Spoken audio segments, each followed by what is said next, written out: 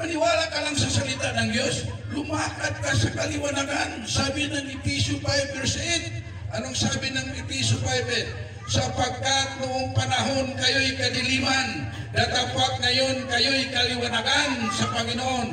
Magsilakad kayo gaya ng mga anak ng kaliwanagan. Mga kapatid, maniwala ka lang sa salita ng Diyos, manampalataya ka lang sa salita ng Diyos.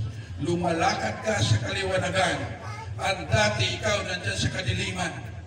Inakita ka nga, nandyan ka sa kadiliman. Marami kang ilaw, marami kang dalag-dalag pang flashlight, ngunit wala sa iyo si Kristo. Lumakad ka sa dilim. Ngunit ay tinanggap mo si Kristo. Ay naniwala ka sa salita ni Kristo. Ngayon ay anak ikaw ng kaliwanagan.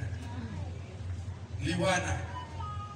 Ang lumakad sa dilim, palagi matitiso.